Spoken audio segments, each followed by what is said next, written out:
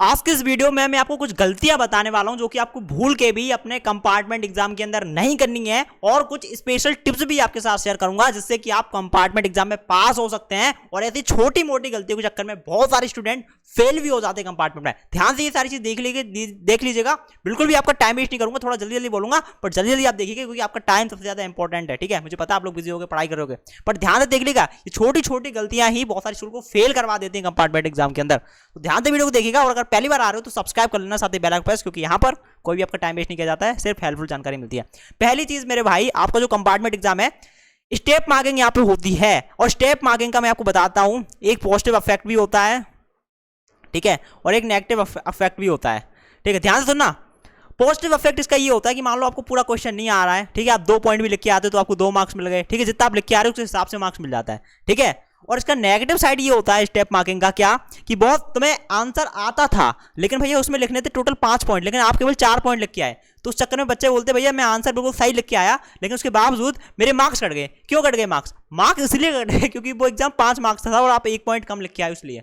तो भैया step marking से फायदे भी हैं और नुकसान भी है। तो आपको कैसे बच के रहना है स्टेप मार्किंग से मेरे भाई? क्वेश्चन अगर 5 मार्क्स का है ना, उसमें जितना वर्ड लिमिट लिखा है उसके हिसाब से लिखना। अगर पॉइंट वाइज लिख रहे हो तो पॉइंट लिखना उस हिसाब से। ठीक है, तो कम भी नहीं लिखना है और ज्यादा भी नहीं लिखना है। ठीक है, बहुत सारे बच्चे यहाँ पे गलती करते हैं, क्या क्वेश्चन में लिखा है भैया कि 200 वर्ड से ज्यादा नहीं लिखना है, वो सोचते हैं हम 500 वर्ड लिख के आएंगे तो हमें ज्यादा मार्क्स मिल जाएंगे। भूल के भी ऐसी गलती मत करना, ज्यादा लिखने के चक्कर में तुम्हारे मार्क्स कट सकते हैं। जितना क्वेश्चन में पूछा जाए उतना ही लिख के आओ। वर्ड लिमिट का थोड़ा ध्यान रखना, कम नहीं लिखना है और ज्यादा भी नहीं लिखना है, मीडियम लिखना है। ठीक है, जितना बोला जाए उतना ही लिखना है। ठीक है, ओवर स्मार्ट बनने की कोशिश मत करना, वरना स्टेप मार्किंग खा जाएगी आपको, सच बता रहा हूँ।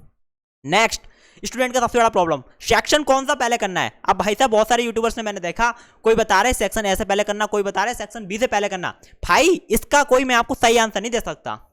ठीक है, आपके में सेक्शन ए होगा, बी होगा, सी होगा। ठीक है, तो आपको कौन सा पहले करना है मैं बताता हूं। Section A, section B, section C, आपको तीनों पढ़ने हैं पहले। ठीक है, और तीनों पढ़ने में आपको देखना है आपको सबसे ज्यादा क्वेश्चन किस सेक्शन से आ रहे हैं। अगर आपको सेक्शन ए के सारे क्वेश्चन आ गए तो सबसे पहले सेक्शन ए करना है।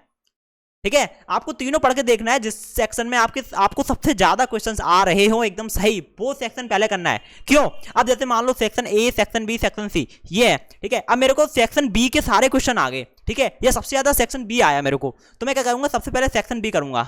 ठीक है, उससे क्या होगा कि मैं सेक्शन बी में बहुत सारे आंसर एकदम सही लिखूंगा। तो टीचर के सामने भाई क्या देखो इंपॉर्टेंट क्यों है भैया, बोलते हैं ना कि first impression is the last impression. शुरुआत में अगर तुमने एग्जामिनर का दिमाग खराब किया ना, जो आपकी कॉपी चेकिंग करेगा, तो भाई साहब फिर वो तुम्हारा उसी हिसाब से कॉपी चेक करेगा। लेकिन स्टार्टिंग में अगर तुमने उसको इंप्रेस कर दिया, अगर शुरुआत में आपने उसको बोल दिया कि मेरे को सब कुछ आता है बॉस, तो भाई साहब वो उस हिसाब से कॉपी चेक करेगा कि आप स्मार्ट हो, आप होशियार हो। तो इसीलिए बोल रहा हूँ, जिस सेक्शन में आपको सबसे ज्यादा क्वेश्चन आए एकदम सही, वो सेक्शन आपको सबसे पहले करना है, और जिस सेक्शन में सबसे कम क्वेश्चन आए वो सबसे लास्ट में करना है। समझ गए? First impression is the last impression. आपको डिसाइड करना है पहला सेक्शन आपको कौन सा करना है, किसी की बात नहीं सुनना। जिसमें सबसे ज्यादा आपको क्वेश्चन आ रहे हो जिस सेक्शन में, वो सबसे पहले करना है। क्यों करना है? First impression is the last impression. Section B पहले कर लोगे, अगर जैसे मान लो सेक्शन बी में आपको सारे क्वेश्चन आ गए, सेक्शन बी सबसे पहले करोगे तो एग्जामिनर भी देखेगा भाई बंदे ने सेक्शन बी पहले किया है और उसने सारे क्वेश्चन के सही आंसर दिए, वही था, वहां से तुम्हारी थोड़ा अच्छे से कॉपी चेक करेगा टीचर। ठीक है, और दूसरी चीज यहाँ पे प्रेजेंटेशन बहुत बच्चे बोल रहे थे कैसे क्या करना है। देखो यहाँ पे ऐसे लिखना है, जैसे क्वेश्चन 1 है तो क्वेश्चन 1 लिख दिया और फर्स्ट पार्ट उसमें तो ऐसे लिख दिया, और आंसर को इस तरीके से लिखना है। आंसर फर्स्ट वाले का आंसर दे रहे हो, उसमें पार्ट है अगर तो इस तरीके से लिखना है। ठीक है, और पॉइंट वाइज लिख रहे हो तो हाँ पॉइंट वाइज लिख सकते हो। ठीक है, और यहाँ पर आपको हेडिंग डालनी है, जैसे कि जस्ट एन एग्जाम्पल मैं यहाँ पे टाइम मैनेजमेंट लिख रहा हूँ।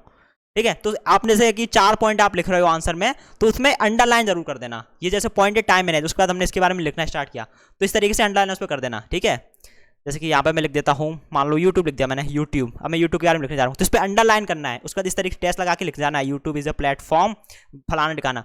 तो वहाँ से टीचर के अंदर क्या होता है कि वो देखेगा, ओ अच्छा बंदे ने पॉइंट वाइज आंसर लिखे हैं, उस पर अंडरलाइन भी कर लिया है, यूट्यूब के बारे में लिखा है, ओ वेरी नाइस। तो इसका अंडरलाइन का भी यूज करना है, और हो सके तो पॉइंट वाइज आंसर लिखो इफ पॉसिबल। ठीक है, 5 मार्क्स का क्वेश्चन है तो 5 से 6 पॉइंट लिख के आओ। ठीक है, तो इस तरीके से लिखना है प्रेजेंटेशन में। और देखो यहाँ पे टाइम मैनेजमेंट का ध्यान रखना मेरे भाई, time management is very very important. बहुत सारे बच्चों का पेपर छूट जाता है।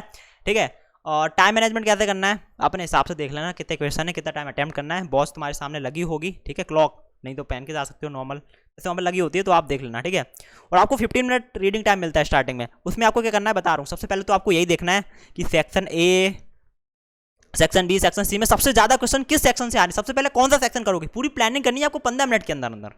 ठीक है, ठीक है, तो पहले देख लेना section A, section B, section C में सबसे ज्यादा क्वेश्चन तुम्हें किस सेक्शन से आ रहे हैं, कौन सा सेक्शन पहले करोगे। और एक इंपॉर्टेंट, इसमें टाइम बचता है तुम्हारे पास, तुमको एमसीक्यू भी आएंगे ना तुम्हारे में, तो एमसीक्यू तुम्हें इसी टाइम में सॉल्व कर लेने हैं, पेपर पे लिखना नहीं है बट मनी मन में सॉल्व कर लेना, हल्का सा डॉट लगा लेना, कोई दिक्कत नहीं है, लेकिन इस 15 मिनट का टाइम का सदुपयोग करना है। और सबसे बड़ी चीज मेरे भाई, पेपर स्टार्ट करने से पहले एक बार भगवान का नाम ले लेना मेरे भाई, पॉजिटिविटी चाहिए, कॉन्फिडेंस चाहिए, ठीक है। और एक चीज यहाँ पे सब होगा क्या, जैसे तुम्हें पेपर मिला ना, होता क्या है कि कुछ क्वेश्चन तुम्हें आएंगे, कुछ क्वेश्चन नहीं आएंगे। अब जैसे तुमने देखा ये क्वेश्चन मेरे को नहीं आया, तुम पूरी एनर्जी उसमें लगा देते हो, 15 मिनट का जो तुम्हें समय मिलेगा ना, तुम पूरा पेपर पढ़ोगे उसमें, तो बच्चे करते क्या है, एक क्वेश्चन नहीं आया, 15 मिनट में वही सोचते रहते ये क्वेश्चन का क्या आंसर होगा, ये मेरे को आ क्यों नहीं रहा, ये मैंने पढ़ा था।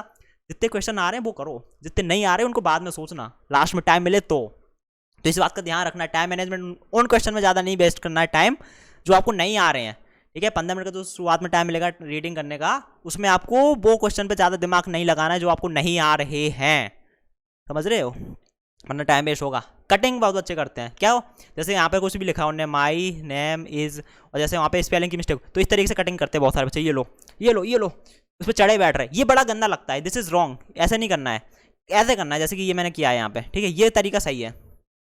चलो मैं कर, जैसे कि ये है, ऐसे मैं लिख रहा हूँ, ये गलत हो गया, तो इस तरीके से एक लाइन ड्रॉ करनी है, ऐसे कर दो, इट्स ओके, एक लाइन ऐसे कर दो वो बेस्ट है, ऐसे हुआ ना, तो इस तरीके से एक लाइन डालो वो बेस्ट है, बस ऐसे कुचल बिलैया नहीं करना है आपको, और आगे फिर लिखते जाओ, ठीक है। तो इस बात का आपको ध्यान रखना है।